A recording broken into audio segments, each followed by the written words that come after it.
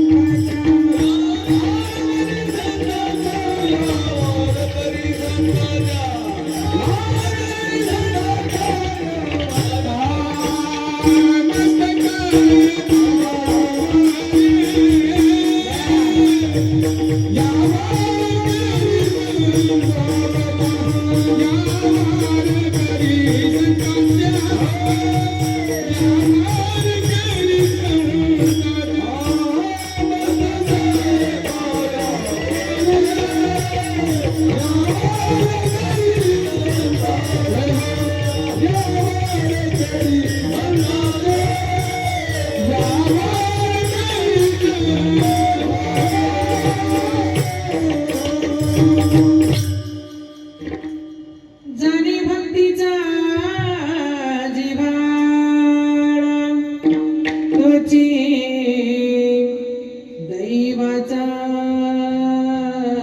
पुतळा आणि कन्हई माझे मनात हो का पंडित शहाणा नामरूपी जडले चित्त दास त्याचा मी अंकित आणि कन्हये माझे मना हो का पंडित शहाणा तुका म्हणे नवविध भक्ती जाणी तोची शुद्ध आणि कन्हये माझे मनात हो का पंडित शहाणा विठ्ठल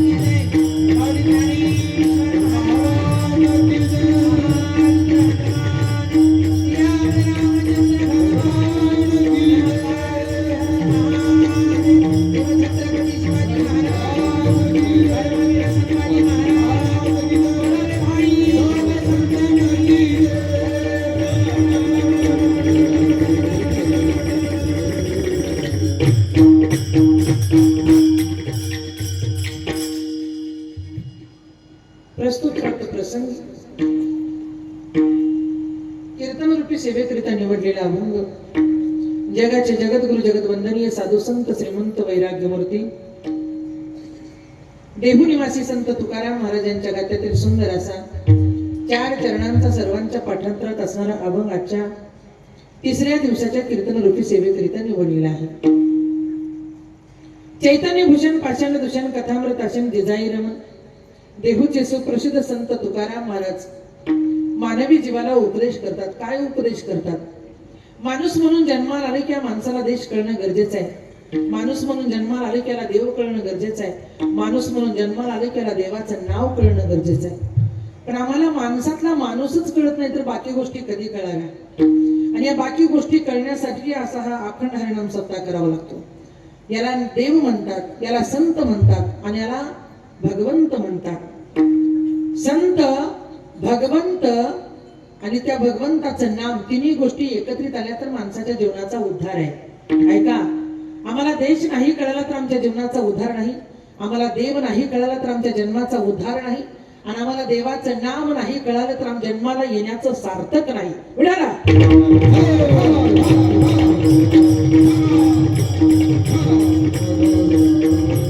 सहज जर आम्ही देवाकडे गेलो तर आम्ही नाही देवाकडे जाता आलं तर चालतं पण आम्ही संतांच्या हाती निरोप तरी दिला पाहिजे. जरी जाता आनंदीसे निरोप माझा घेऊन जा.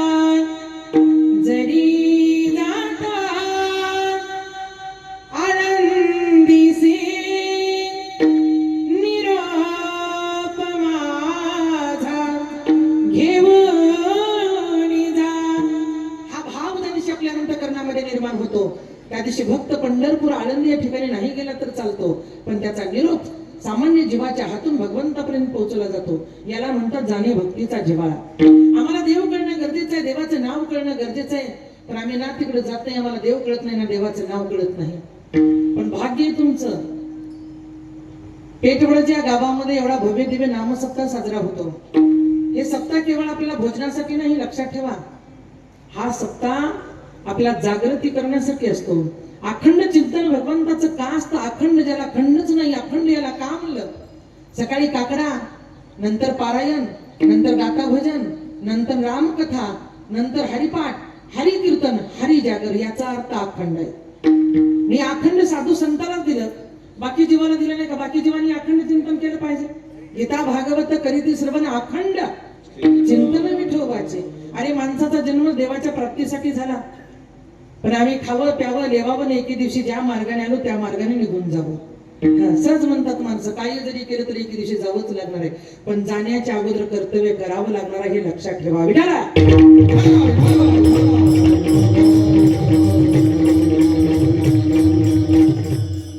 प्रतिवर्षाप्रमाणे याही वर्षी चालत असलेला भव्य दिव्य अखंड हरिनाम सप्ताह मौजे पेठवडच्या गावामध्ये सर्व गावकरी, ग्रामस्थ मंडळी, संयोजक मंडळी, आयोजक मंडळी, बाल वारकरी, तरुण वारकरी, वृद्ध वारकरी सर्वांच्या प्रेमापोटी, भगवंताच्या आज्ञेपोटी, संतांच्या कृपेपोटी, गावकऱ्यांच्या सहकार्यापोटी या ठिकाणी खरं तरी तिसऱ्या दिवसाची कीर्तनरूपी सेवा माझ्यापर्यंत पोहोचवण्यात आली, देण्यात आली. परत मला या ठिकाणी येण्याचं भाग्य प्राप्त झालं. भाग्य तरी नव्हे धन पुत्रधना निकटवासवरा संतांपायी. माणसाचं भाग्य जर कोणतं असेल तर ज्या ज्या वेळी माणसाच्या साधू संतांची भेट होती त्या त्यावेळी माणसाचं भाग्य उद्याला येतं. का तर साधू संत काय करतात? आमच्या हाताला धरतात आणि भगवंत आम्हाला दाखवतात. म्हणून संत येती घरा तोची दिवाळी दसरा. माणसाच्या जीवनामध्ये साधू संतांची कृपा असली पाहिजे. साधू संत आले तरच भगवंत येतो. गुरुवर्य परमपूज्य ज्यांचं आम्ही आता दर्शन घेतलं, हरिभक्त पारायण, मोबाईल हरिभक्त पारायण देहपुरीजी महाराज यांच्या दर्शनाचा माझा खरं तरी भाग्य उदयाला आलं. साधू संतांचं ज्यावेळेस माणसाच्या जीवाला भगवंताचं साधू संतांचं दर्शन होतं त्या दिवशी आपल्या जीवनामध्ये भगवंताची प्राप्ती होते.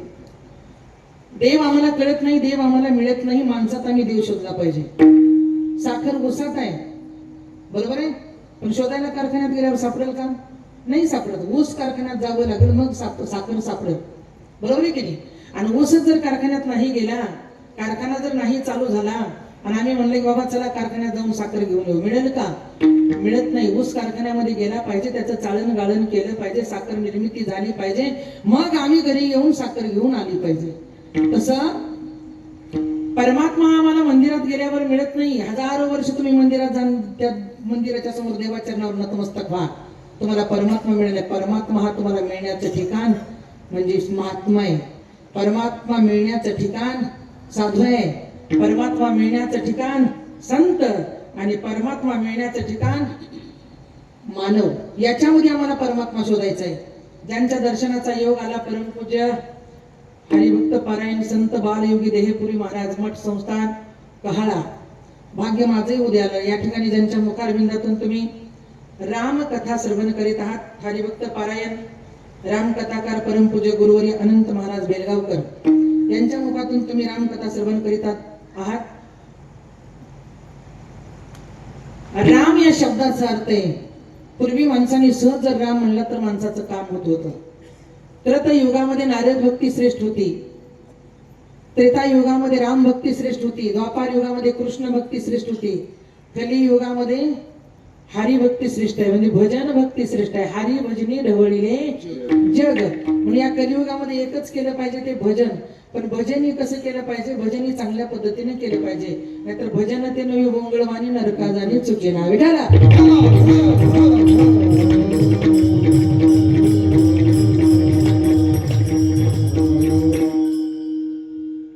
या ठिकाणी खरं तरी येण्याचा योग ज्याने माझ्याशी संपर्क साधला, याच्या अगोदर या ठिकाणी माझी कीर्तनाची सेवा झालेली. गणपती बाप्पाच्या उत्सवाच्या निमित्ताने आमचे हरिभक्त पारायण अनिल भाऊ कोंडलवारकर यांनी संपर्क साधला. त्यांच्यामुळे पूर्वी इथं येण्याचा योग प्राप्त झाला.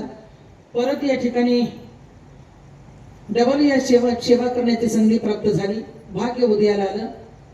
या ठिकाणी मृदंगासाठी मृदंग महामेरू 2 लहान, ज्यांचं वय खेळायचंय, ज्यांचं वय खोड्या करायचंय, बरोबर आहे की नाही, ज्यांचं वय चकल्या मारायचंय, पण बसायला गादी, धुनीकडून 2 माईक, टेक्याला असे जय आणि विजय, बरोबर आहे. एवढं भाग्य कुठलं उद्याला? भाग्य तुमचं. 2 मृदंगाचारी या ठिकाणी मृदंग वाजवण्यासाठी विराजमान. हरिभक्त पारायण संतोष महाराज या ठिकाणी विराजमान. हरिभक्त पारायण रमेश महाराज दोघेही या ठिकाणी विराजमान. त्यांनाही धन्यवाद, ज्यांनी गोड अशी सुरुवातीला आमची जोडी योग्य जोड्या लावा. हरिभक्त पारायण भास्कर महाराज, हरिभक्त पारायण आमचे पद्माकर महाराज जाकापूरलाही 2 जण होते. दोघांनी सुंदर गोड अशी चाल गायन केली. दोघांनाही धन्यवाद. या ठिकाणी गायनासाठी माईकवर उभा टाकलेले आमचे बावगिरी महाराज या ठिकाणी विराजमान. गाडी चालवतात, गायन करतात, मृदंग वाजतात, त्यांनाही धन्यवाद. सगळे हे गावातील गुणवान गुणीजन मंडळी, टाळकरी मंडळ बाबा माईकवर उभा टाकले. रामदास महाराज या ठिकाणी विराजमान, त्यांनाही धन्यवाद. माझ्यासोबत आलेले गौळचे हरिभक्त आमचे प्रल्हाद भाऊ महाराज या ठिकाणी विराजमान. सगळ्या माझ्या माता भगिनी, आजीची अपेक्षा होती लवकर महागारी या, लवकर महागारी या, लवकर महागारी या. परत लवकर माघारी येण्याचा योग प्रारब्धाने प्राप्त झाला. या ठिकाणी तुम्ही ह्या सर्व कार्यकारिणी मंडळ, हा खेळ एकल्याचा नसतो म्हणून जमविला मिळे. खेळ दिसायला सामान्य दिसतो, पण हा खेळ एकल्याचा नसतो. या खेळामध्ये सगळे रंगून गेले पाहिजे. म्हणून या खेळात जो रंगला त्याच्या संसारात सुद्धा रंग भरला, आणि जो या खेळामध्ये रंगला नाही त्याच्या संसाराचा भंग झाला. विठाला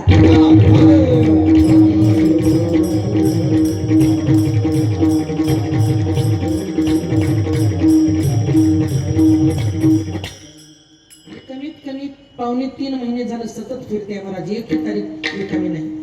2.5 महिने झालं, अजून 1 महिना बाकी आहे शिल्लक पार पाडायचा. पण एवढं फिरली पण सिस्टम असं पाहिलं नाही बघा. मी स्तुती म्हणून करणार, हकीकत सांगते. एवढं सुंदर सिस्टम आहे. त्यांच्यासाठी एक वार जोरदार काय असतं बघा, महाराजांना जेवायला नाही दिलं तर चालतं सध्याच्या पिरियडमध्ये. त्यांना सिस्टम दिलं की झालं, बरोबर आहे का नाही? अरे मेरी आवाज मेरी पहचान आहे. आवाजाची पहचान हे सिस्टम वरून आहे. गोड असं साऊंड सिस्टम आहे. दादालाही धन्यवाद. खर तरी अभंग जाणे भक्तीचा जिव्हाळा, तोची दैवाचा पुतळा, अनिक नाही माझे मना होता पंडित शाणा. तुकोबाराय म्हणून सांगतात किंवा भक्तीचा जिव्हाळा जाणणं गरजेचं आहे, पण भक्तीचा उदय कुठं झाला हेही कळणं गरजेचं आहे. भक्तीचा जन्म द्रविड देशामध्ये झाला. तिला तो द्रविड देश आवडला. द्रविड देशामध्ये तिने बघता बघता बघता बघता 6 वर्षाची झाली. तिचं नाव भक्ती आहे. भक्ती एक स्त्री आहे, भक्ती एक पुरुष नाही. भक्ती एक स्त्री आहे. म्हणून वात्सल्य रूपानं ती भक्ती तिथं जन्माला आली. पण तिथून जन्माला आल्यानंतर तिनं विचार केला, 5-6 वर्ष त्या द्रविड देशामध्ये राहिली. द्रविड देशातून कर्नाटकामध्ये आली. ते त्या भक्तीनं कर्नाटकामध्ये पाहिलं, बाई काय कर्नाटक सुंदर आहे म्हणली, पांढरे शुभ्र वारकरी म्हणली, माझं भाग्य उद्याला आलं म्हणले, मला कर्नाटक सापडला. पण ज्यावेळेस ती कर्नाटकामध्ये आली, अनादिकाल त्या ठिकाणी तिने वास्तव्य केलं. भक्तीला तिथले भक्त आवडायला लागले, भोळे भाबडे, दिसायला सुंदर, गुणवान. आणि त्या भक्तीनं म्हणली, बाई याच्यावर छबी पडली माझी म्हणली, एवढी सुंदर भक्त आहेत म्हणली. हा, पण देहावर सुद्धा उदास आहेत म्हणली, मनामध्ये भक्तीची आस आहे म्हणली. मग भक्तीने म्हणली, आपण रूप धारण करावं, प्रत्येक रस्त्यावर बघावं, सकाळी सकाळी कोणता व्यक्ती किती नमन करतो, कोणता व्यक्ती किती भजन करतो, कोणता व्यक्ती किती भगवंताचं गुणगान गातो, कोणता भक्त किती देवाला शरण जातो. म्हणून हजारो गावाला जेवढे रस्ते फुटले तेवढ्या रस्त्यावर भक्तीनं अवतार धारण केला आणि त्या रस्त्यावरती विराजमान झाली. विराजमान झाली की प्रत्येक गावातला माणूस उठला, खिशातली काडीची डबी काढला, बिडीला पेटवला आणि बिडीचा चटका जीवीला द्यायला सुरुवात केला. कर्नाटकामध्ये कोणतं व्यसन आहे? बोला बोला पुरुष मंडळी, कोणतं व्यसन? बिडी. मग भक्तीचं राहणं कुठं आहे? मुखी नाम, हाती मोक्ष, ऐशी साक्ष बहुतांची. भजन कुठून आहे? मुखातून आहे. भजन कुठून आहे? कंठातून आहे. भजन कुठून आहे? हृदयातून आहे. भजन कुठून आहे? पोटातून आहे. संपुष्ट हे हृदय पेटी करुणी पोटी साधू. बाई म्हणली, भक्त आहे का? भक्ती आहे, पण जिथं माझं बसण्याचं वास्तव आहे मुखामध्ये, तिथंच बिडीचा चटका आहे म्हणली. नको मला हा कर्नाटक म्हणली. कर्नाटक तिने सोडून दिला, महाराष्ट्रामध्ये आली. महाराष्ट्रामध्ये आल्यानंतर तिला ज्ञान आणि वैराग्य 2 पुत्र झाले. ज्यावेळेस ज्ञानाला आणि वैराग्याला तिने जवळ घेतला, त्या ज्ञान आणि वैराग्याला वाटू लागलं, हा महाराष्ट्र एवढा चंटा, एवढा चंटा, एवढा चंटा म्हणली, 10 रुपये दक्षिणा नाही म्हणली. भूमी संतांची आहे. महाराष्ट्र भूमी ही संतांची भूमी आहे. पण या संतांच्या भूमीमध्ये त्या संत भक्तीने म्हणली, मला 2 लेकरं झाली, एक ज्ञान आणि दुसरं वैराग्य. हे जगाला देण्यासाठी ज्ञान आहे, जगाला देण्यासाठी वैराग्य आहे. पण काय म्हणली, यांच्याजवळ आहे तरी काय म्हणली, रिकामे हात आहेत म्हणली, यांचे काही नाही यांच्या हातामध्ये म्हणली. अरे ज्ञान वैराग्य प्राप्त करायला हरी आला हाताने मग कैसी भय चिंता. तिने म्हणली, हा महाराष्ट्र सुद्धा मी सोडला पाहिजे. महाराष्ट्र तिनं सोडला, पण कधी सोडला? एकाला आंधळ केलं आणि एकाला लंगड केलं. म्हणून माणसाच्या जीवनातली भक्ती कधी आंधळी आहे, कधी लंगडी आहे. याचा अर्थ कधी देवावर विश्वास आहे आणि कधी देवावर विश्वास नाही.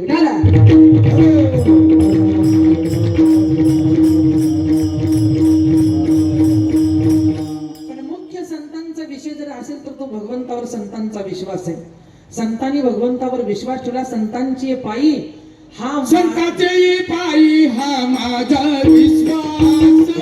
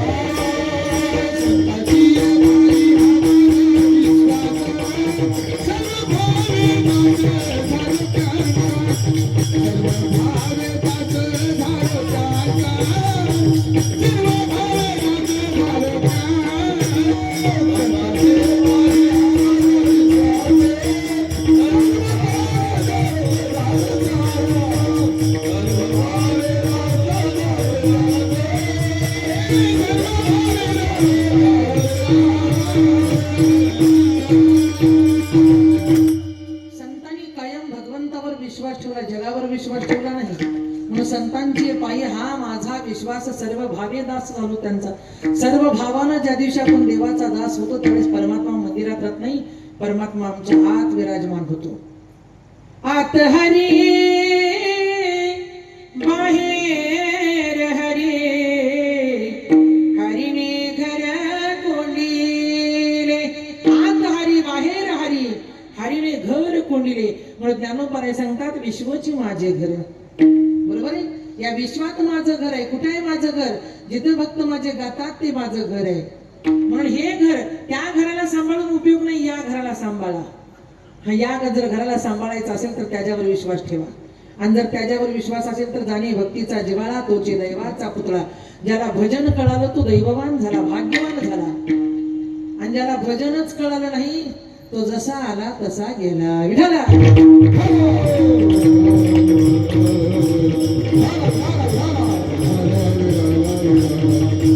आणि नाही माझे मना, मी माणूस म्हणून जन्माला आलोय, पण माझ्या मनात सुद्धा नाही आलं पाहिजे की देव नाही.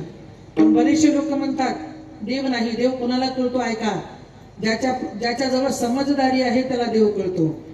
ज्याच्याजवळ इमानदारी आहे त्याला देव कळतो. बरोबर आहे.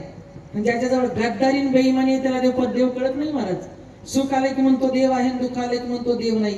हे गद्दारी आणि बेईमानी. मग त्याला परमात्मा कळेल का? नाही. पंडित आहे पण सुख मिळाले की म्हणतो आम्ही देव आहे. पंडित आहे, दुःख आले की म्हणतो देव नाही. आणि काही महिलांनी देवाला दुःखच मागितलं, मजला की दुःख व्हावे. कोणाला वाटत नाही दुःख व्हावं, पण तिने म्हणलं मला दुःख द्यावं. कुणी म्हणलं मला दुःख द्यावं? कोणती माता का म्हणली दुःख का मागितलं?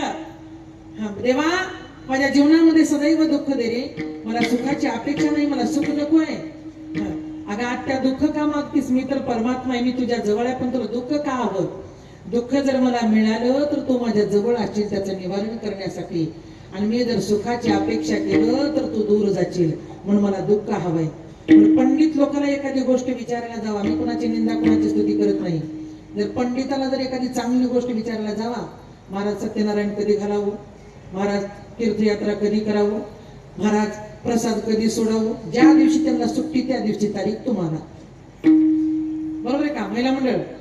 ज्या दिवशी त्यांना सुट्टी त्या दिवशी तारीख तुम्हाला. मग मला सांगा, असा जर पंडित आमच्या समोर असेल तर तुकोबाराय म्हणतात या मार्गात आल्यानंतर आम्हाला पंडिताची सुद्धा गरज नाही, आम्हाला केवळ गरज आहे साधू संतांची. साधू बोध झाला नुरुनी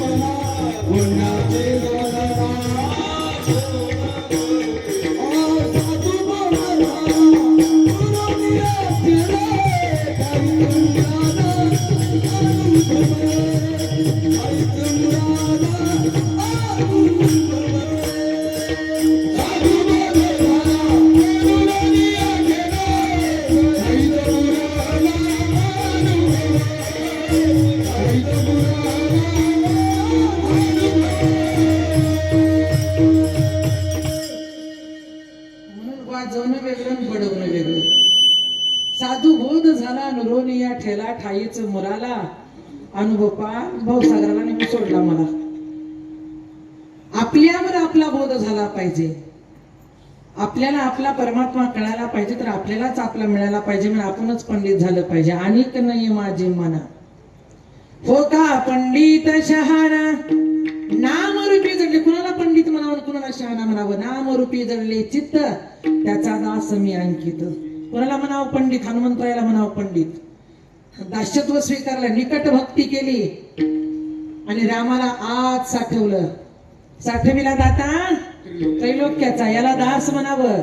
दास कुणाला म्हणावं? ज्यानं 36 वर्ष आपल्या घरी कामाला लावलं. ते शांती ब्रह्म संत एकनाथ महाराजाला म्हणावं. तुम्हाला आम्हाला दास म्हणून चालेल का हो? काय केलं हनुमंतरायांनी रामाला प्राप्त करण्यासाठी? तुकोबाराला सुद्धा प्रश्न पडला, काय केलेला असेल बाबा? राम याच्या आत येऊन बसला. हा तरी मानव आहे, दिसायला तर वानर आहे, अंगाला शेंदूर आहे, पण शेंदूर कुणाचं आहे? चंद्रसेना नावाची स्त्री पाताळामध्ये राहत होती. भाव पाहिजे व देवावर, आपल्याला भाव पाहिजे देवाला आत ठेवण्यासाठी. हृदय तेवढं मोठं पाहिजे. देव घ्या कोणी, देव घ्या कोणी, ऐता आला घर चालून देव तुमच्या आमच्या दारात आलता. पण तुमच्यासारखा आमच्यासारखा भक्त आला, त्या भक्ताने सांगितलं देव न लगे, देव न लगे, साठवणीचे रुंदले जागे. बरोबर आहे, पण त्याला प्रमाण आहे. अंजनीच्या सुता तुला रामाचं वरदान, एकमुखाने बोला जय जय हनुमान. भाग्य आहे. दास याला म्हणतात. पण त्या दासानं ज्यावेळेस रामप्रभूला आत साठवलं, एक दिवस असा उजडला, रामप्रभू हृदयातून क्षणभर निघाले. क्षणभर हृदयातून निघाल्यानंतर दास्यत्व निकट करणाऱ्या भक्ताच्या हृदयातून राम गेले. याचं दुःख झालं रामप्रभूला. मी भक्ताच्या हृदयातून निघालो याचं दुःख झालं, आणि हनुमंतराला दुःख झालं, माझ्या हृदयातून गेले याचं दुःख झालं. शोधायला निघाले हनुमंतराय. मंदिरामध्ये तर दिसायला लागली मूर्ती, पण शोधायला निघाले. ज्यावेळी शोधायला निघाले त्यावेळी डायरेक्ट मृत्यूलोक शोधला, स्वर्गलोक शोधला. देव सापडत नाही. कुठे गेला असेल देव, कुठे गेला असेल देव, कुठे गेला असेल देव. तसंच एक वार सत्यभामेला परमात्मा सोडून गेला होता. नारदाला तिने विकत दिला होता. देव दिला होता का नाही? नारदाला तिने देव विकत दिला. रुक्मिणीला प्रश्न पडला, विठेवर तर मूर्ती दिसते, पण मूर्तीतला परमात्मा कुठे गेला? माझा पतिदेव कुठे गेला? मूर्ती उभी आहे, पण त्या मूर्तीतला परमात्मा दिसत नाही, कुठे गेला? त्यावेळेस त्या रुक्मिणीने गीत म्हणलेलं आहे. छाप टाका. हरी गेला कुण्या गावा, कुणाला नाही कसा ठावा, वाजना गोकुळात पावा, उडतो डोळा डोळा बाई डावा, उडतो डोळा डोळा बाई डावा, उडतो डोळा डोळा बाई डावा. हरी गेला कुण्या गावा, नाही रे कसा कुणा गावा. हरी गेला कुण्या गावा, नाही रे कसा कुणा गावा. गोकुळात पावा, उडतो डोळा डोळा बाई डावा, उडतो डोळा डोळा बाई डावा. तिने सुद्धा अर्थ हाक मारायला सुरुवात केली. गेला हरी कुण्या गावा, कुणाला नाही कसा टावा. का तर हे गोकुळ बंद पडलं. या गोकुळामध्ये भगवंताच्या बासुरीचा आवाज येत नाही. तसं मारुती राया तर मंदिरामध्ये दिसायला लागले, पण मारुती मंदिरामध्ये नव्हते. रामप्रभूचा शोध घेण्यासाठी निघाले. ज्यावेळेस रामप्रभूचा शोध घेण्यासाठी निघाले त्यावेळेस स्वर्ग लोकामध्ये नाही, मृत्यू लोकामध्ये नाही, रामप्रभू कुठे आहेत प्रश्न पडला. पण रामप्रभूला कैद केलं होतं ऐरावण आणि मैरावण या दोन राक्षसानं पाताळामध्ये. ज्यावेळेस पाताळामध्ये कैद केलं त्यावेळेस हनुमंतरायाला विचारले, या दोन्ही लोकांमध्ये जर माझा राम नसेल तर केवळ 100% पाताळामध्ये असेल. आणि ज्यावेळेस पाताळामध्ये शोधण्यासाठी हनुमंतरायाने उड्डाण घेतली, असा मोठा समुद्र लागला. आणि त्या समुद्राकडे पाहिलं की जिकडं पाहावं तिकडं पाणी, जिकडं पाहावं तिकडं पाणी, जिकडं पाहावं तिकडं पाणीच दिसू लागलं. ज्यावेळेस ते पाणी पाहू लागलं त्यावेळेस हनुमंतरायाला वाटलं, जिकडं पाहावं तिकडं पाणी दिसतो, पण या पाण्याच्या पलीकडे माझा भगवंत कुठे असेल, माझा सखा कुठेला असेल, माझा देव कुठे असेल. दास होणं सोपं नाही, त्याचं वेळ लागतं. दास होणं सोपं नाही, त्याच्यामध्ये वेड व्हावं लागतं. दास होणं सोपं नाही, त्याच्या रंगात रंगून जावं लागतं. आणि दास होणं सोपं नाही, त्याच्या चरणाजवळ बसून राहावं लागतं. दास सोपा नाही. पाणी दिसू लागलं, पण त्या पाण्याच्या पलीकडे, समुद्राच्या पलीकडे बारक एक पोरग हातामध्ये छकारी घेऊन डोक्यावर छकारी फिरवीत फिरू लागलं. ज्यावेळी ते छकारी फिरवत असताना हनुमंतरायाने पाहिले, 100% अंदाज लावला की याच्या पलीकडे माझा राम असेल. अलीकडून पलीकडे उड्डाण टाकली. जय सियाराम, जय सियाराम, जय सियाराम नावाची गर्जना केली. अलीकडून पलीकडे उड्डाण टाकली. ज्यावेळेस अलीकडून पलीकडे गेले त्यावेळेस त्या पोराला विचारलं, का रे माझ्या देवाला तो पाहिलंस का? मी त्याचा दास हनुमंत आहे. माझ्या देवाला तू पाहिलं का? अहो पाहिलं ना तुमच्या देवाला. मग तुला हात जोडून विनंती करतो रे, माझा तेवढा देव मला देना, तेवढा देव मला देऊन टाक. म्हणले देतो म्हणला तुमचा देव, पण एक काम करा, माझ्यासोबत तुम्ही युद्ध करा आणि मग तुमचा देव तुम्ही घ्या. अरे पण युद्ध करायला तू 10-11 वर्षाचा आहेस, मी 40 वर्षाचा आहे, युद्धाला मर्यादा आहे. 40 वर्षाच्या माणसानं 11 वर्षाच्या लेकरासोबत जर युद्ध केलं तर हा समाज मला काय म्हणेल? तू शाना सुरता आहे, ते लहान आहे, त्याला काही कळत नाही, पण तुम्हाला कळतं. हे लोक मला नाव ठेवतील म्हणून युद्ध नको, फक्त मी तुला शरण येतो, माझा देव सांग. देव सांग म्हणल्यावर यानं म्हणला तसं नाही जमणार, वयाची मर्यादा, वयाची आट घालू नका, फक्त माझ्यासोबत युद्ध करा. बघा मी तुम्हाला हरवणार आणि मी जिंकणार, तुम्हाला देव देणार नाही. आणि जर तुम्ही जिंकलात, मी हारलो, तर तुम्हाला परमात्मा द्यायला तयार आहे, राम द्यायला तयार आहे. म्हणलं तर ठीक आहे, म्हणले तुझी इच्छाच असेल युद्ध करायची तर करू. म्हणले गदा घेतला आणि त्या गद्यानं अशी रेष वडली. हनुमंतरायानं रेष वडली आणि गदा बाजूला ठेवला. त्याने आपल्या काठीनं रेष वडली, काठी हातातली बाजूला ठेवली. रामप्रभू खाली बसले, खाली बसून उठक बैठक काढली, जय सियाराम. त्याने मी खाली बसला, उठक बैठक काढला, जय सियाराम. हनुमंतरायानं दंड बडवले, जय सियाराम. त्याने दंड बडवले, जय सियाराम. हनुमंतरायानं अशी कमरेवर हात ठेवून जय सियाराम, त्याने कमरेवर हात ठेवून जय. अरे म्हणला युद्ध करायचं, पण जे मी करतो तेच तू करतोस. म्हणले युद्धामध्ये बदल काय? म्हणले जे मी करतो तेच तू करायला लागला, याच्यात फरक काय? नाही म्हणला बाप तसा बेटा आणि कुंभार तसा लोटा.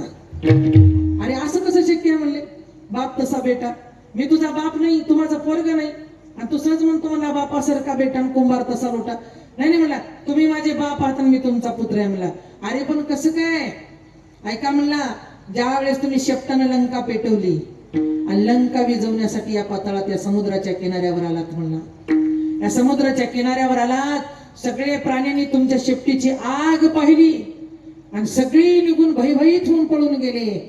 पण एक माझी आई होती मगर नावाची, तिने तिचं संपूर्ण शरीर वाळूमध्ये ठेवलं आणि एवढं मस्तक बाहेर काढलं. कसा आहे तो हनुमंत, कसा आहे तो दास, पाहावा तरी. तिची इच्छा झाली या पाताळात ते पहिल्या वेळेस येतात, आपण त्याला पाहिलं पाहिजे. सगळे मरणाच्या भीतीनं प्राणी निघून गेले, पण माझ्या आईनं डोळ्याची आस लावून बसली. तुम्ही धावत पळत आलात, पटकने शेपटी पाण्यात बुडवली. तुम्हाला माहित होतं पाण्यामध्ये अनेक प्राणी राहतात, त्यांना इजा होऊ नये म्हणून पटकने शेपटी बुडवली आणि परत ती शेपटी काढली, वाळूमध्ये घुसळली. पण ऐका, त्यावेळेस तुम्हाला असा घाम आला होता, असा घाम आला होता, तुम्ही तो घाम असा काढला आणि असा फेकला.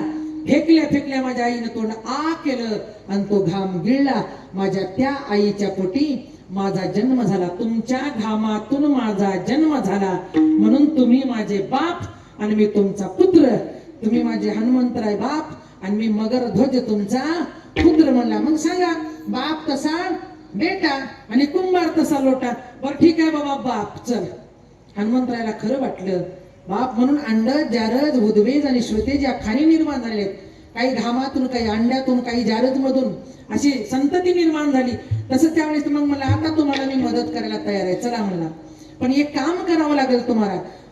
चंद्रसेना नावाची स्त्री भक्ती करते म्हणला, तिला शरण जावं लागेल आणि तिच्या वचनाला तुम्हाला गुंतावं लागेल म्हणला. तिला वचन दिलात आणि तिच्या वचनात गुंतलात तर तुमचं दास्यत्व निकट आहे, तुम्हाला राम मिळेल. आणि तिच्या जर वचनामध्ये तुम्ही नाही गुंतलात तर दास्यत्व निकट नाही आणि तुमचं वचन पूर्ण नाही. मला गेला चंद्रसेनेच्या दारात, बोला माई म्हणला काय तुमची इच्छा आहे? काही नाही म्हणला, माझी रामावर भक्ती आहे, एक क्षणापुरता राम माझा पती व्हावा ही माझी इच्छा आहे. पण राम आणि लक्ष्मण कुठे आहेत? म्हणली माझ्या कैदेत आहेत, मी त्यांना कैद करून ठेवलेलं आहे. म्हणली हनुमंतरायाने तिला वचन दिलं, एक क्षणापुरता पती व्हावा, रामाला मी घेऊन या तुमच्या महाद्वारामध्ये येतो म्हणून प्रभू हनुमंतरायांनी वचन दिलं. पण वचन देऊन ज्यावेळेस हनुमंतराय निघाले तेव्हा दारामध्ये एक फुटका डेरा ठेवला होता आणि त्या डेऱ्यामध्ये भुंगे होते अनादिकालापासून. एका भुंग्याला काढलं हनुमंतरायानं, हातावर घेतलं भुंग्याला, म्हणून इलेक्शन मध्ये उभा टाकलं की एकच भुंगा गल्लीतून धरायचं, लई धरायची गरज नाही. गावात इलेक्शनला उभा टाकलं, एक 2-4 भुंगे धरलं की सहज आमदार, सहज सरपंच, फक्त भुंगा धरावा लागतो एक आपला. अनिल भाऊ भुंगा हातात धरला, निवडणुकीला कष्टच नाहीत महाराज, आणि तुम्ही भुंगा नाही धरावं. नाही का आपल्या गलीला भेट दिली, आपल्या गलीतच आली, जाऊ द्या, ज्याने आपल्या गल्लीत येईल ज्याला आपली भेट घेईल त्याचा गुलाल, विजय बी म्हणत नाही, त्याचा गुलाल. तसं मारुतीरायन म्हणलं एक भुंगा इच्छा चंद्रसेनेची आहे, पण भुंगा धरावं लागेल म्हणला. एक भुंगा घेतला आणि त्या भुंग्याच्या कानात सांगितला, एक क्षणापुरता पती व्हावं म्हणून तिला वचन दिलं म्हणला. मी रामाला खांद्यावर घेतो तिच्या महाद्वारात येतो म्हणला. पण तिने फुलानं ज्यावेळेस पाट सजवील त्यावेळेस तुम्ही खालून त्या पाटला कातरायचं काम तुमचं आहे म्हणला. आज तुम्हाला मी माझा हात दिला म्हणला. ठीक आहे म्हणले. सगळे एका भुंग्यानं सगळे भुंगे घेतलं तिने, वरून जाई जुईच्या फुलानं शेत सजवून ठेवला. सगळे भुंगे खालून लागले आणि खालून निस्ती काचोळी करून ठेवली. पहाट झाली. सकाळी हनुमंतराय देवीचं मंदिर पातळात त्या देवीच्या समोर गेले. त्या देवीला सांगितले, माय आज सकाळ होताच माझ्या रामाला आणि लक्ष्मणाला तुझ्या चरणावर बळी दिला जाणार आहे. फक्त माझा राम आणि मला लक्ष्मण पाहिजे. एवढं करण्यासाठी काय करावं लागेल? त्या देवीने सांगितली, हनुमंता जन्म अजन्म माझा हा शेंदूर लावून तुम्हाला बसावं लागेल. मान्य असेल तर मी तुम्हाला माझी जागा द्यायला तयार आहे. लक्ष ठेवा, मी शेंद्राची देवी आहे, मी सामान्य नाही. पण माझा जर अवतार तुम्हाला घ्यावा वाटत असेल तर जन्म अजन्म तुमच्या अंगाचा शेंदूर निघणार नाही. तुम्हाला हा शेंदूर या मृत्यू लोकामध्ये घेऊन जावं लागल. मग राम तुमच्या आत बसल. म्हणल्या हनुमंतरायने म्हणले, माझ्या देवासाठी, तो माझा देव आहे आणि मी त्याचा दास आहे. जन्म अजन्म अंगाला शेंदूर लावायला तयार आहे. पण माय माझा राम मला दे म्हणल्या आतली देवी निघून गेली. देवीनं बाहेरला कवच ठेवलं आणि त्या कवचात जाऊन माझ्या हनुमंतराय बसले. सर्वांगाला शेंदूर लावला आणि राम लक्ष्मणाला घेऊन ऐरावण मैरावण आले की ही हनुमंतराय देवीच्या आवाजामध्ये बोलायला सुरुवात केली. बाळा जा बाहेर, तुमचं काम संपलं. तुम्ही माझ्या चरणाजवळ यांना सोडलात, तुम्ही बाहेर जा म्हणायला उशीर. दोन्ही ऐरावण मैरावण बाहेर गेले. हनुमंतरायाने इकडे लक्ष्मणाला घेतलं, इकडे रामाला घेतला आणि उडान टाकली चंद्रसेनेच्या दारात आले.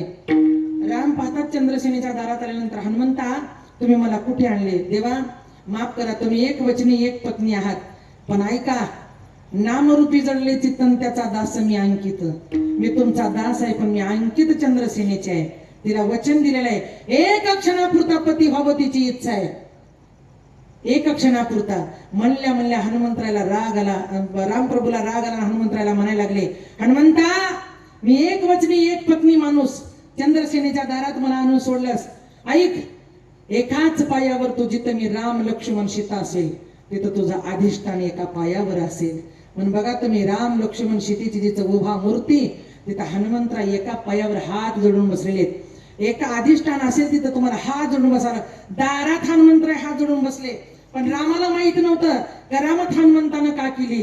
ज्यावेळेस प्रभू नाव इलाजानं माझ्या हनुमंतानं दिलेला शब्द आहे. म्हणले आत गेले पलंगाला असा स्पर्श झाला. पलंगाशी लावी येला हात तेव्हा मोडी येले चारी घात. कडा चारी घात मोडून पडले. चारी घात मोडल्या चंद्रसेना बोलायला सुरुवात केली. प्रभू येता तुम्ही महाली, झाला आघात, होताची स्पर्श, मोडी येले चारी घात. काय आघात घडला म्हणला? चार घात मोडून गेले. जाऊ द्या म्हणली, या जन्मात नाही पण दुसऱ्या जन्मात तरी मला स्वीकारा म्हणली. रामाची सुटका केली. हनुमंतरायाने राम आणि लक्ष्मण घेतले, मृत्यू लोकामध्ये आले आणि सांगितलं रामाला, प्रभू मी तुमचा दास आहे, तुम्ही माझा देव आहे. आजपासून एक अक्षर नाही माझ्या शरीरातून बाहेर तुम्हाला प्रवेशच नाही. मिळाला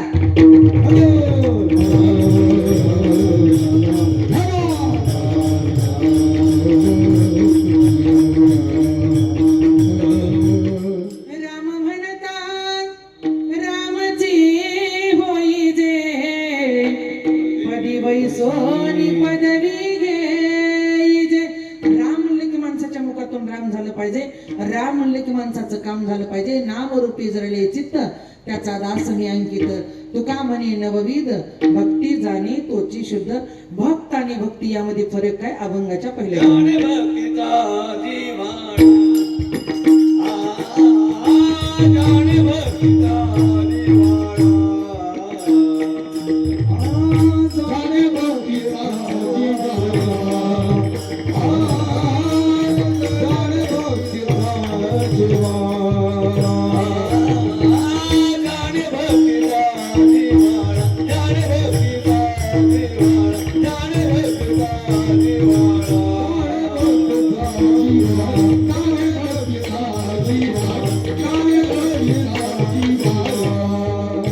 Hey,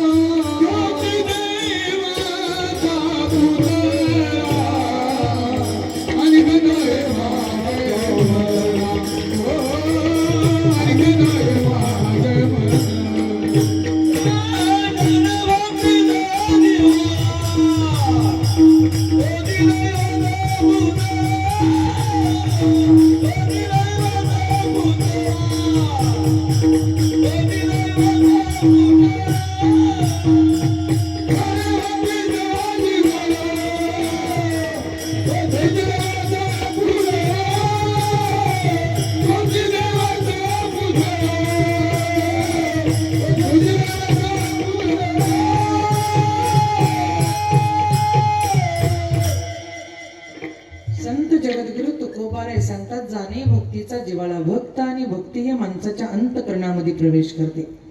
भक्ताच्या जीवनामध्ये भक्तीचा उदयकाल झाला की त्या माणसाला देवाशिवाय जगातलं काहीच दिसत नाही महाराज. पण भक्ताच्या अंतःकरणामध्ये भक्तीचा जिव्हाळा प्राप्त होण्यासाठी त्या भक्तानं काय केलं पाहिजे? गात जागा गात जागा, गात जागा गात जागा.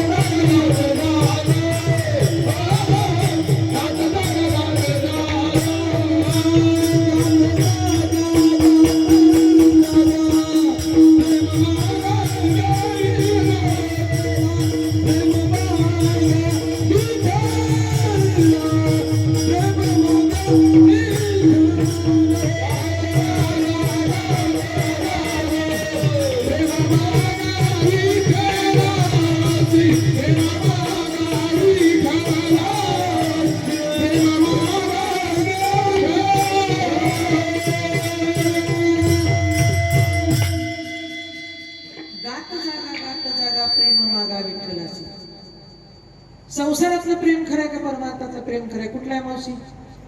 मावशी मावशी संसारातलं प्रेम खरं का परमार्थातलं खरं? कोणतं खरं? बोला बोला. का येऊ माहिती घेऊन तिथं चालता बोलता नारळी सपता. मामा, संसारातलं प्रेम खरं का परमार्थातलं खरं? कोणतं खरं? बोलत नाहीत का तुम्ही? बरं जाऊ द्या. तुमचं पोरावर प्रेम आहे का पोराच्या पोरावर आहे? कुणावर आहे? हा, पटकवले मामा, पोरावर प्रेम राहतं का पोराच्या पोरावर राहतं?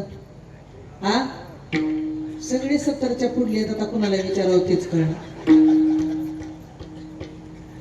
कुणावर राहते महाराज? अरे चोपदारालाच विचारू, डोक्याला ताण नको. या चोपदार, या जरा पुढे या. हा, पोरावर प्रेम राहतं का पोराच्या पोरावर राहतं? पोरावर राहतं तुमचं. बर, चोपदार तुम्ही या पुढे.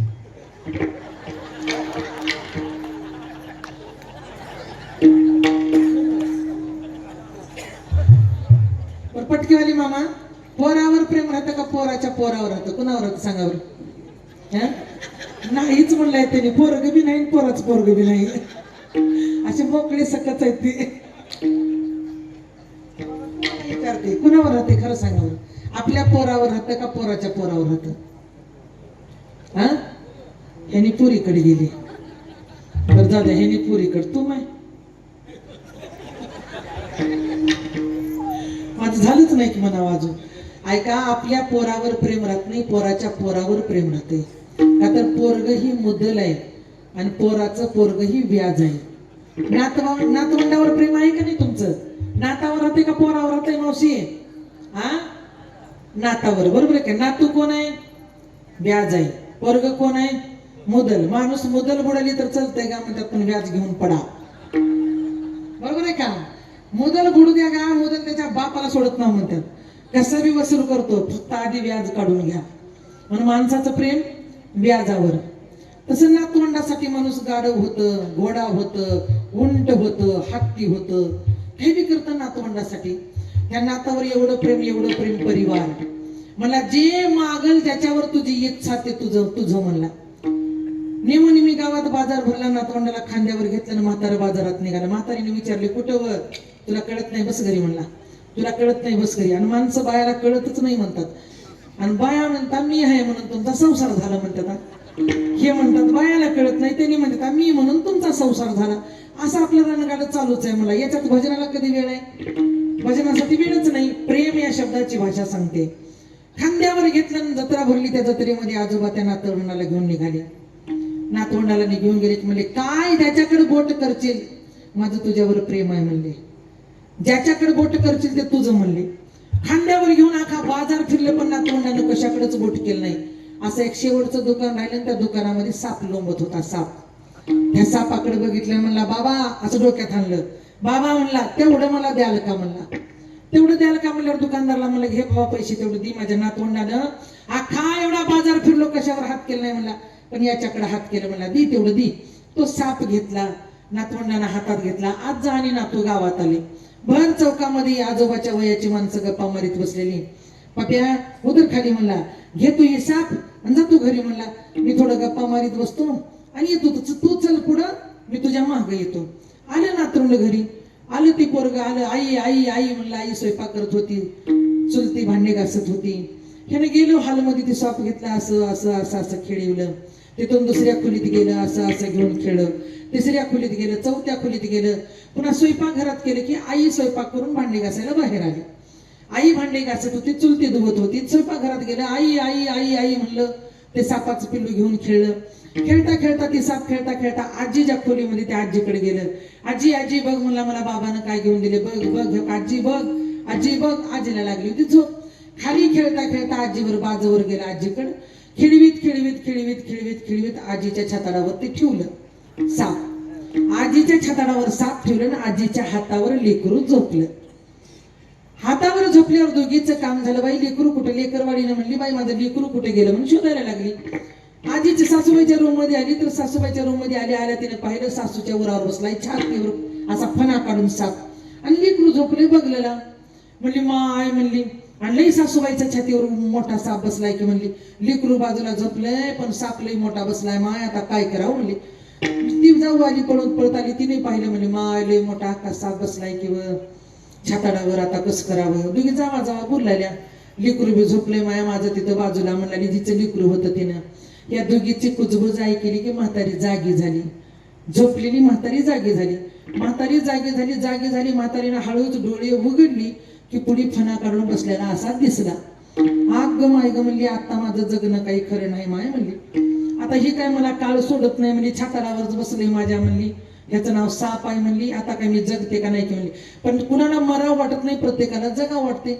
म्हातारीने थोडं तोंड फिरवीत सुनावाकडे तोंड केली आणि डोळ्यानं खुनवाय चाली केली. हल्ले तर साप चावल मग डोळ्यानं खुनीवर आली. पाया पडते, हात जोडते, ग मला वाचवा जरा, या ह्या सापाला काढा बाहेर. सुनावाला केविरवाना चेहरा करून सुनावाकडे पाहू लागली. ते दोघी सुना दारातून म्हणाल्या, बाई जसं लग्न काढून म्हातारीनं आणली होती तसं हिच तोंड असं नव्हतं बघ म्हणली. म्हातारीचं सदा बघ डोळेच वट्टारून बघत होती म्हणली. इतका वेळ फवारणीच नव्हती, तुम्ही थंडगार पडल्या होत्या अशा इच्छावनी. हा आता फवारणी झाली की असे फुलले बघा चेहरे तुमचे, हे की नाही. हा फवारणीच पाहिजे हो, फवारणी दुसरं काही जमच ना. हा लगेच ती म्हणली, बाई बघ हे आता मरण आठवलेले म्हातारीला तर किती हसमुख चेहरा केल्या म्हातारीनं. आपल्याला विनंती करलेल्या, बघ वाचवा. जाऊ दे बाई, सापाच्या जवळ कोण जाणार आहे, कोण मरावं म्हणले. तेवढ्यात झालं. त्या लेकराचा बाप, म्हातारीचा मुलगा आणि हिचा नवरा दारात आला. एक पुरुष, पण झोपलेल्या लेकराचा बाप दारात बाटली टाकला तिचा नवरा, आणि जिच्या छाताडावर साप बसला तिचा मुलगा. दारात आला. तिनं म्हणली, काय झालं? तेव्हा आईच्या छातीवर कसला साप बसलाय माय. सरक बाजूला सरक म्हणला. तुम्हाला काही कळते का म्हणली तिनं. आईचं काय झालं गेलंय, पण आपलं तुम्हाला काही झालं त्या सापानं चावलं तर त्याला माझ्या लेकराचं कसं व्हावं, माझं कसं व्हावं, आईचा एकाचा विचार करू नका, आमच्या दोघाचा विचार करा म्हणली. ते झालं महागारी सरकलं. पण ते सरकलं पण तरुमूळ आलं. दारात गेलं तरुमळायला सुरुवात केलं. म्हणलं आईच्या छातीवर लय मोठा साप बसलाय, उचला. आईच्या छातीवर लय मोठा साप बसलाय, उचला. प्रत्येकाला विनवाय सुरुवात, कोणी येईना. असं करता करता करता साप छातीवर म्हातारीच्या बातमी कोणाला कळाली? म्हाताऱ्याच्या कानावर गेली. ज्या चौकात म्हातारं बसलं होतं, तुमच्या म्हातारीच्या छातीवर साप बसलाय. जे म्हाताऱ्यानं धोत्राचा चाळ धरून ढांग टाकून जे पळायला सुरुवात केलं, नीट म्हातारा आलं. ते नीट म्हातारीच्या खोलीत गेलं. ती शेपटाला धरलं, आणलं, अंगणात असं करून फेकलं आणि उभा टाकलं. मग सुनावानं गप्प बसाव की जवळ गेल्या. मामा साहेब म्हणल्या, काय का तुमची कमाल नाही म्हणल्या. कुठं हाय म्हणून सुद्धा विचारलं नाही म्हणल्या. नीट चौकातून जी पळत आलो, ते नीट म्हातारीच्या खोलीत गेलो, शेपटाला धरलो, अंगणातच टाकलो म्हणली. आणि तुम्हाला मरणाचं भी वाटलं नाही का? म्हाताऱ्या म्हणला, नाही. बरं जाऊ द्या म्हणली. आता एवढं म्हातारीवर प्रेम आहे तुमचं, तरुणपणात किती असेल म्हणली. एवढं वय झालंय तर पळत जाऊन साप बाहेर काढलो. म्हाताऱ्यानं म्हणला, प्रेम कुठलं म्हणला.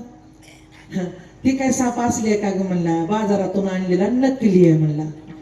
जर असली साप असता तर चौकातच बसला असतो. नकली होता म्हणून पळत आलो आणि काढून फेकलो म्हणला. पण असली असल्यावर गेलो नसतो म्हणला. लटिका व्यवहार सर्व हा संसार वाया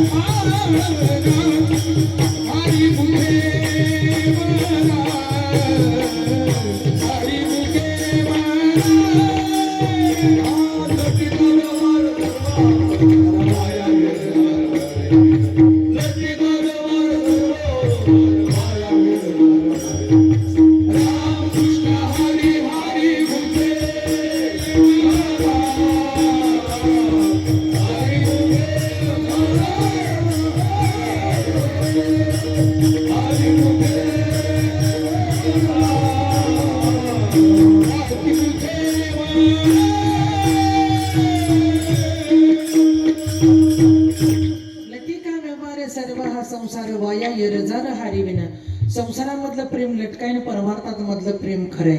म्हणून तुकोबरे म्हणतात, जाणे भक्तीचा जिव्हाळा तोचे दैवाचा पुतळा. खरं प्रेम ज्यावेळेस आपण भगवंतावर करतो त्यावेळेस भक्त आणि भक्ती अंतकरणामध्ये जन्माला येतात आणि केलेली भक्ती परमात्म्याच्या चरणाजवळ जाऊन पोहोचते. आणि ज्या वेळेस परमात्म्याच्या चरणाजवळ जाऊन ती भक्ती पोहोचते त्यावेळेस आम्हाला साधुत्व प्राप्त होतं. म्हणून साधूचे संगती मनोमार्ग गती आकळावा श्रीपती ये नेपंते. असाच एक भक्त दुसरा जन्माला, त्या भक्ताचं नाव आहे सावता महाराज. सावता महाराजांनी का कोणती भक्ती केली? देवाला कुठलं नारळ दिलं का? देवाला कुठली अगरबत्ती दिली का? सगळ्या जातीतून एक एक संत जन्माला आली, पण प्रत्येकाच्या अंतकरणामध्ये जे जे आहे ते भगवंतापर्यंत पोहोचवलं. म्हणून आपल्या जवळ जे आहे ते देवाला दिलं पाहिजे. प्रत्येकाजवळ सुंदर स्वच्छ असं मन भगवंतानं दिलं, म्हणून देवाला मन देणं गरजेचं आहे. मन हा मोगरा अर्पुणी ईश्वरा. मन दिलात की देवाला देह लागतच नाही का, तर देह नाशिवंत आहे. मग देवाला देहाची गरज नाही, देवाला देहातल्या मनाची गरज आहे. कुण्या भक्तांनी मन दिलं? संत सावता महाराजांनी मन दिलं. भजन मंदिरात नाही केलं, भजन गावात नाही केलं, भजन शेतात केलं. हरी कांदा कांदा कांदा मुळा भाजी आवडीचा बाई कांदा मुळा भाजी आवडीचा बाई माझी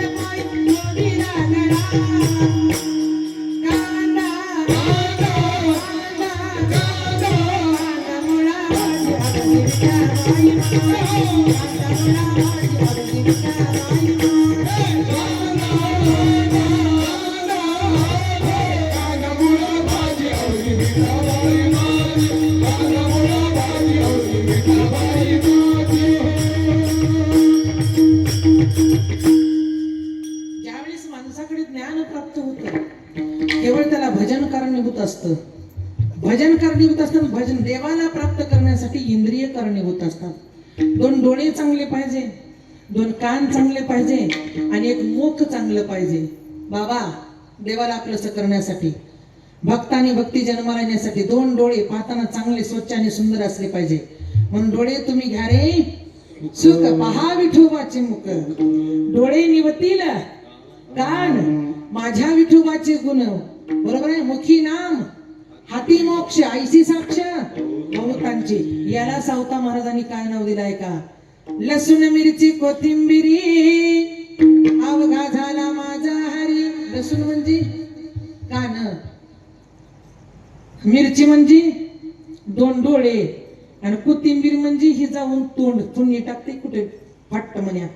इकडून ऐकायचं, इकडून ऐकायचं, इकडून ऐकायचं आणि तोंडानं जाऊन फुंनी टाकायचं.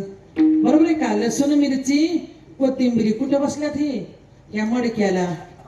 हे एवढे जर चांगले झाले तर का अवघा झाला माझा हरी. मोठ नाडान विहीर. मोठ म्हणजे बोंबीचं देठ, नाडा म्हणजे शरीरातली नाडी. मोठ नाडा विहीर तोंड. मावशी विहीर तोंडाला विहीर म्हणलं. विहीर दोरी अवघी व्यापिली पंढरी सावत्याने केला मळा. कोणता मळा? शरीर रूपी मळा. म्हणून परमात्मा येऊन ज्ञानाला आणि नामाला थकवण्यासाठी सावता महाराजानं परमात्म्यासाठी आपलं हृदय पडलं. त्या हृदयामध्ये परमात्म्याला साठवलं. नाम आणि ज्ञान दोघजण माग लागले. मी मोठा, मी मोठा, मी मोठा, मी मोठा, मी मोठा. पण भक्त झाले की प्रत्येकाला वाटतं मी मोठा, मी मोठा. पण मला असं वाटतं सप्ताह करणारा सगळ्यात मोठा विठाला.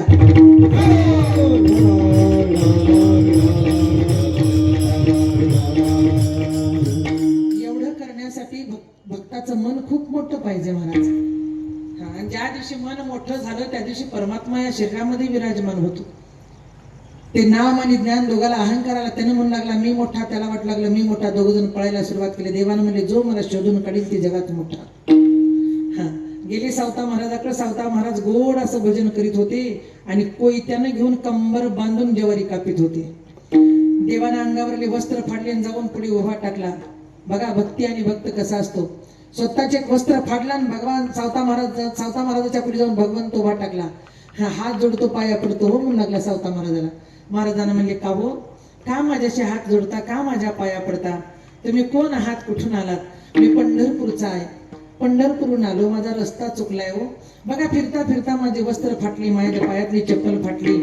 काय करा, माझ्या पाठीमागे 2 महाबलाड्यात चोर लागल्यात म्हणले. चोर लागले म्हणजे त्या चोरापासून सुटण्याची सुटकाच मला मिळत नाही म्हणजे जे पंढरपुरातून माझ्या मागे लागलेत तर तुमच्या मड्यापर्यंत येण्याची शक्यता आहे बघ. कुठं लपावं हेच कळत नाही. सावता महाराजांनी म्हणले, अरे बाबा माझ्या हातामध्ये कोयता आहे, एका हातामध्ये ज्वारीचे धाट आहेत, मी ज्वारी कापतोय, जा ना.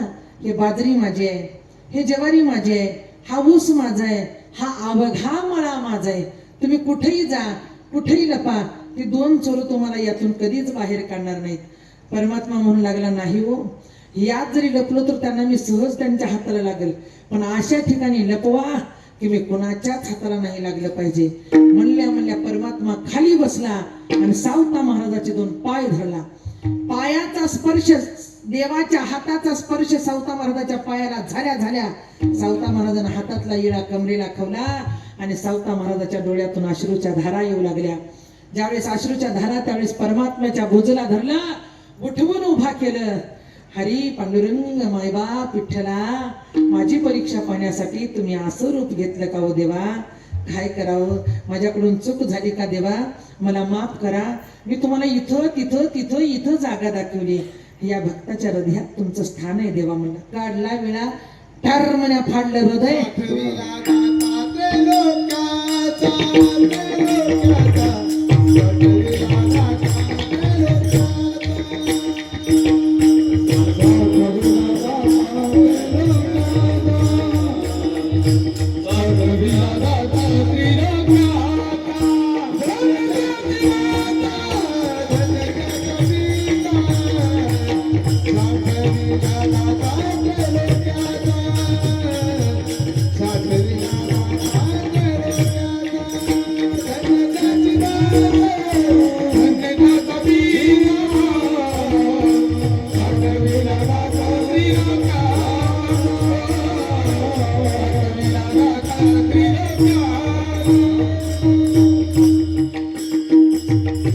साठविला दाता त्रैलोक्याचा सावता सागर, प्रेमाचे आगर. प्रेमानं भगवंताला हृदयामध्ये साठवलं. विरोधानं नाही, क्रोधानं नाही, तपानं नाही, जपानं नाही, केवळ भजनानं परमात्मा आपला केला. म्हणून भजन केलं की भक्त झाला आणि भजनाची गोडी लागली की भक्ती जन्माला आली. भक्त आणि भक्ती दोन्ही एकत्रित झाल्या की मानवाचा विजय झाला. म्हणून मानवाच्या अंतकरणामध्ये परमात्मा दडला. माझ्या विठोबाचा कैसा प्रेम भाव, आपणची देव होय गुरु पडिये देह भाव, पूर्वी वासना अंती ते आपण आपासीने. परमात्माच आपल्या आत लपलेला आहे. म्हणून त्या परमात्म्याला मंदिरात न शोधता आपल्या आत सुद्धा अभंगाच्या दुसऱ्या चरणात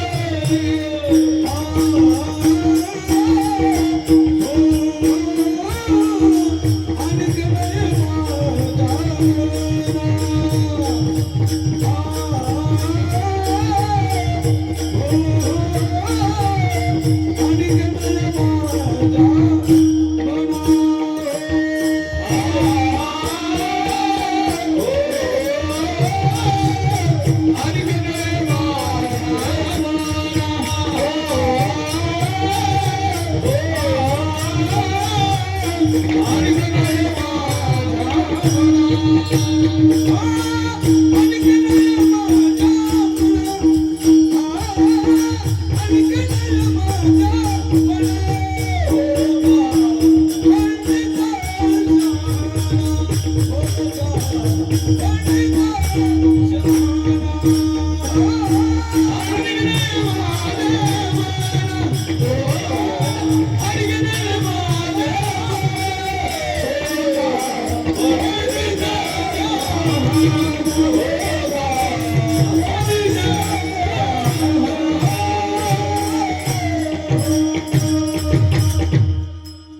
नाही माझे मना हो का पंडित शहाणा. आपल्या मनामध्ये नाही आलं पाहिजे मी शहाणा. आपल्या मनामध्ये नाही आलं माझ्यासारखा माणूस नाही. आपल्या मनात नाही आलं पाहिजे माझ्यासारखा वारकरी नाही. आपल्या मनात नाही आलं पाहिजे माझ्यासारखा महाराज नाही. आपल्या मनात नाही आलं पाहिजे माझ्यासारखा सावकार नाही. ज्या दिवशी हा अहंकार जीवाला घडला, केलेला परमात्मा, केलेले भजन, जगलेले आयुष्य व्यर्थ जातं मावशी, व्यर्थ. का? माझ्याकडे काहीच नाही, केवळ मी तुझा आहे तो माझा आहे असं जीवन जगा. ज्या सुखा कारणी देव वेडावला वैकुंठ सोडोनी संत सदनी राहिला. ज्या सुखा कारणी देव वेडावला वैकुंठ सोडोनी संत सदनी राहिला. देवाला काय आवडतो? वैकुंठ आवडत नाही. देवाला कोण आवडतं? संत आवडतात.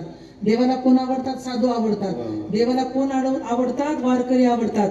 नाहम असामे वैकुंठ योगी नाम हृदयीनच मज भक्ता यंत्र गायंते तत्र तिष्ठामी नारदा. नारदासारखी जिथं माझे भक्त गातात त्या ठिकाणी परमात्मा विराजमान आहे. काय झालं? देवाच्या संगतीमध्ये एक राजा आला. सामान्य माणूस होता पण राजा झाला. देवाच्या संगतीमध्ये आला आणि देवाच्या संगतीत आल्यावर देवाला हार पडू लागले. देवाच्या पुढे लोक नारळ फोडू लागले. देवाला पेढा ठेवू लागले. देवाचा जय जयकार होऊ लागला आणि राजाचा अपमान होऊ लागला. राजाला वाटलं आपल्या गावात आपण राजा होतो बाबा.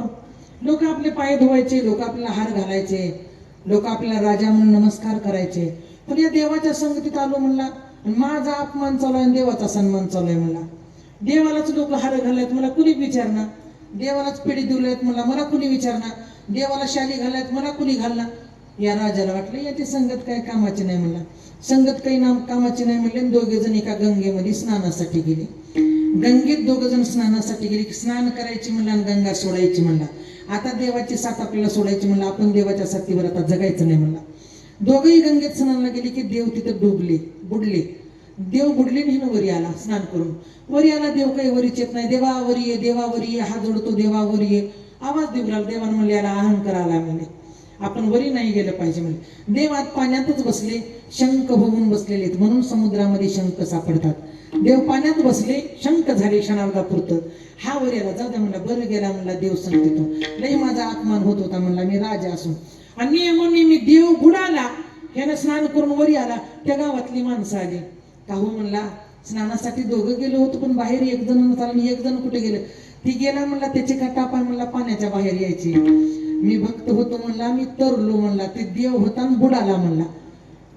बाबा म्हणले आमचा गावाचा नियम आहे किंवा म्हणलो गंगेत जे दोघ जण स्नानाला गेले, एक बुडतय आणि एक तरतय म्हणले. एक बुडाला जाऊ द्या म्हणले पण तुम्ही तरलात म्हणले. आज आमची इच्छा आहे म्हणले तुमच्या गळ्यात हार घालावं, तुमच्या अंगावर गुलाल टाकावं आणि वाजवीत गाजवीत तुमची वरात काढावं आणि आमच्या गावात मिरवणूक काढून तुम्हाला आमच्या मंदिरातले संत बनवावं म्हणले. वा म्हणला काय भाग्य उद्या आलं बाबा म्हणला. देव बुडाला म्हणून हे गळ्यामध्ये हारोच्या हारो हारोच्या हारो हारच हार, गच्च गळ्यात हार आणि गुलाला अंगावर पेड्याची पेढी आणली. लोकांना वाजवीत गाजवीत आणि बसवली मंदिरात. मंदिरात म्हणले आजपासून तुम्हीच आमचे संत, आजपासून तुम्हीच आमचे भगवंत, आजपासून तुम्हीच आमचे मायबाप. याला वाटलं काय कसं बरं झालं बाबा आता मान सन्मान मिळायला लागला म्हणजे. देवाने 4-8 दिवस याला मंदिरात बसू दिले. हळूच परमात्मा शंकातून बाहेर आले. लोकाला कळालं बाबा म्हणले जे बुडाल तर ते तरलं बघा म्हणले. आले बघा म्हणले. लोक वाजवीत गाजवीत त्यांच्याकडे बी गेले. त्यांना बी वाजवीत गाजवीत हार घातलं, गुलाल टाकलं, वाजवीत गाजवीत मंदिरापाशी आणलं. मंदिरात बसले. वा म्हणले काय म्हणले काय. दोघ जण गेलो पण एक तरलं म्हणून त्यांचा जय जयकार केला आणि तुम्ही बुडाले म्हणून आम्ही त्यांना संत म्हणून मंदिरात बसलो म्हणला. पण तुम्ही कोण? ह्यांनी म्हणले मी तरी साक्षात भगवंता म्हणले. हे मंदिर माझं आहे, मी तरी भगवंता म्हणले. मग जाऊ द्या म्हणले त्याला बाहेर बोलवा आणि ह्यांना आत घ्या म्हणले. देवाला आत पाठवलं, त्याला बाहेर घेतलं. असा नियम आहे म्हणले. एक बुडाला दुसरा तरला तो संत झाला पण बुडालेला वरी आला की पहिल्याला आमच्या गावात देवाच्या पुढे बळी द्यायची पद्धत आहे म्हणली. का करायची पद्धत आहे? बळी द्यायची पद्धत आहे. बळी द्यायची पद्धत म्हणला आला की म्हणला तुमचे हात जोडतो पाया पडतो म्हणला. अनेक नाही माझे म्हणा, मला अहंकार बी नको, मला मान ही नको आणि मला सन्मान ही नको म्हणला. आयुष्यभर एकच करतो म्हणला, अनेक नाही माझे म्हणा. हो का पंडित शाना संतांची पायी खर्चावे शरीर, बोलतो कबीर कमाल. फक्त आयुष्यभर माझं शरीर खर्च व्हावं म्हणला, माझं मन तुमच्या चरणावर लागावं असावं म्हणला. आणि ज्या दिवशी माझं मन तुमच्या चरणाजवळ असेल, रात्रंदिवस माझ्या नयनासमोर तुमचंच ध्यान असेल, माझ्या डोळ्यासमोर तुमचंच रूप असेल. माझ्या मना लागो छंद नित्य गोविंद गोविंद. विठोबा रखुमाई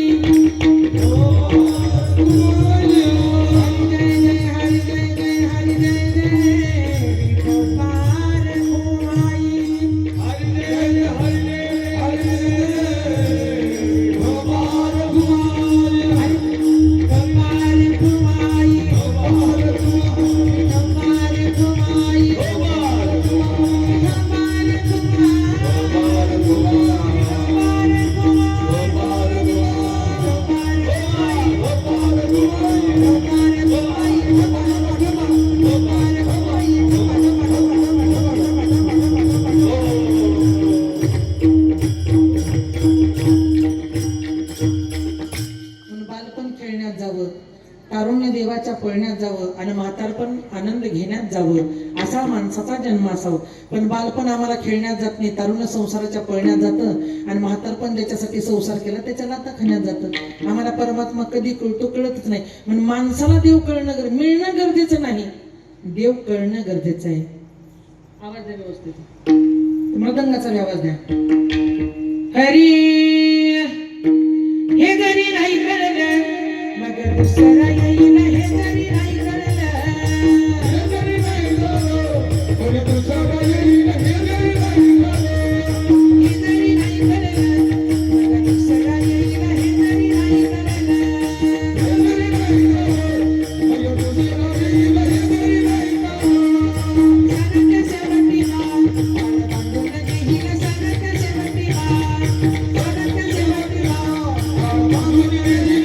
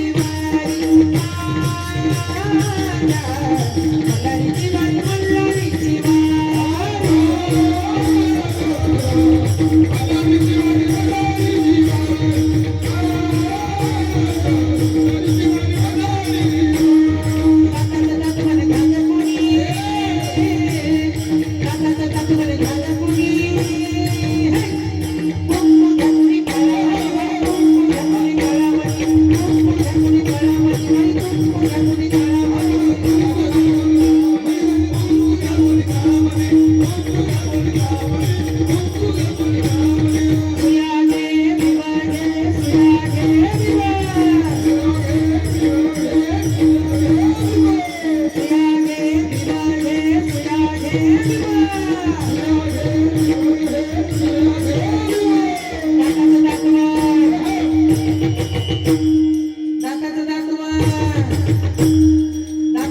आगमन घ्या कोणी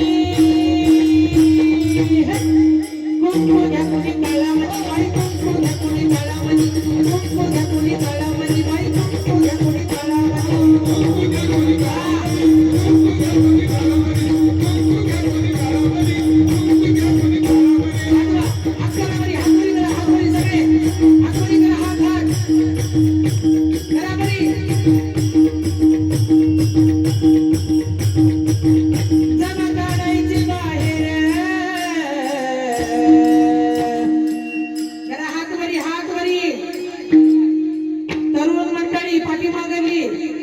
माझ्या शिवछत्रपती राजाचा पोवाडा चालू आहे. सगळ्यांनी हात वरी करायचंय.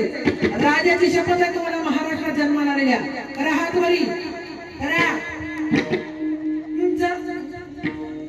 जमा काढायची बाहेर अशी चमचमती धार. जमा काढायची बाहेर चमचमती धार अशी घुसती अशी घुसती अशी घुसती आर पार शिवरायाची तलवार. अशी घुसती आर पार शिवरायाची तलवार. अशी घुसती आर पार शिवरायाची तलवार. काढायची बाहेर चमचमती धार. जमा काढायची बाहेर चमचमती धार.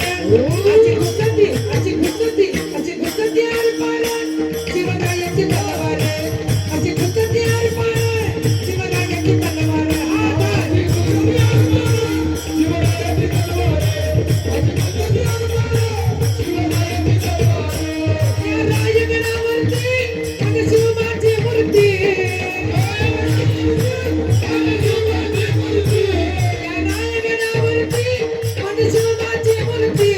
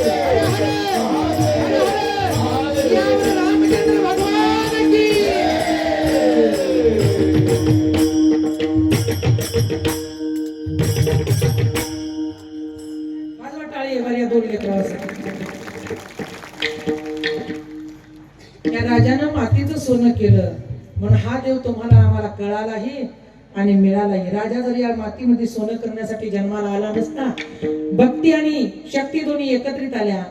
माझ्या संत तुकाराम महाराजाची भक्ती आणि शिव छत्रपती महाराजांची शक्ती, भक्ती शक्ती दोन्ही एकत्रित आल्या आणि मानवाचा विजय झाला. आणि त्या विजयापोटी हा परमात्मा तुम्हाला आणि आम्हाला मिळाला. बरोबर आहे. म्हणून जाणे भक्तीचा जीवाला तोची दैवाचा पुतळा अनेक नाही माझे मना भोका पंडित. शहाणा नाम रूपी जरले चित्त त्याचा दासने अंकित. संत तुकोबारे शेवटच्या चरणामध्ये सांगतो. तुकाबारे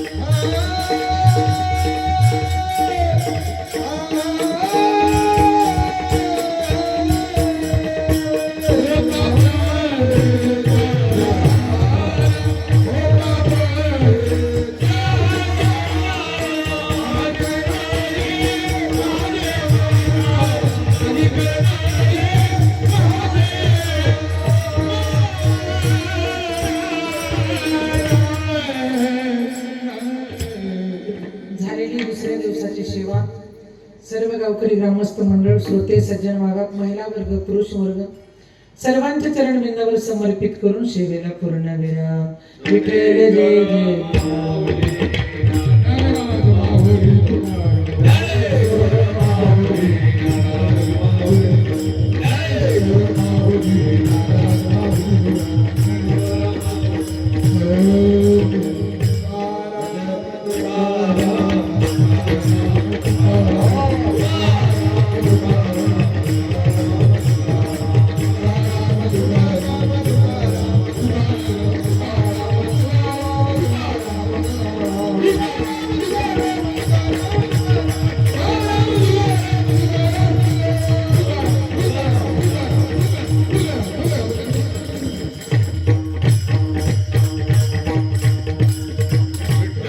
Thank you.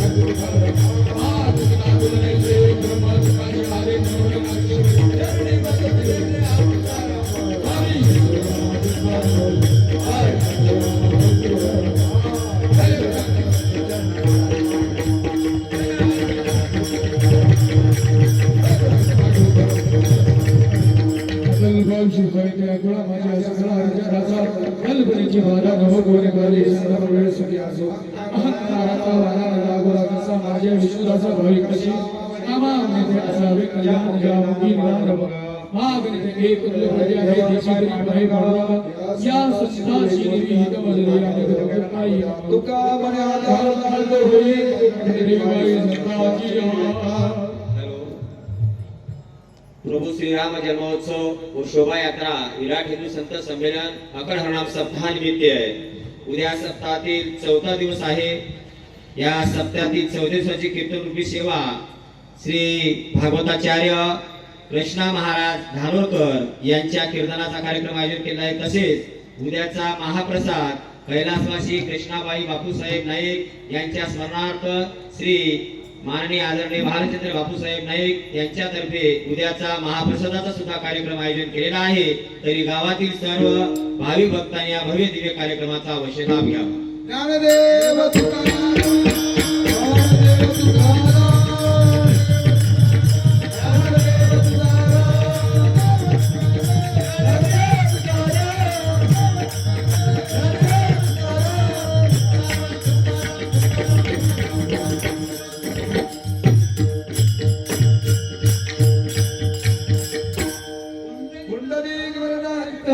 श्री ज्ञानदेव तुकाराम पंढरीनाथ भगवान की जय माऊली ज्ञानेश्वर महाराज की जय जगद्गुरु तुकाराम महाराज की जय राजा रामचंद्र भगवान की जय पवन सूत हनुमान महाराज की जय नमः पार्वती पते शिव हर हर महादेव अद्य कवि महर्षि वाल्मीकि महाराज की जय।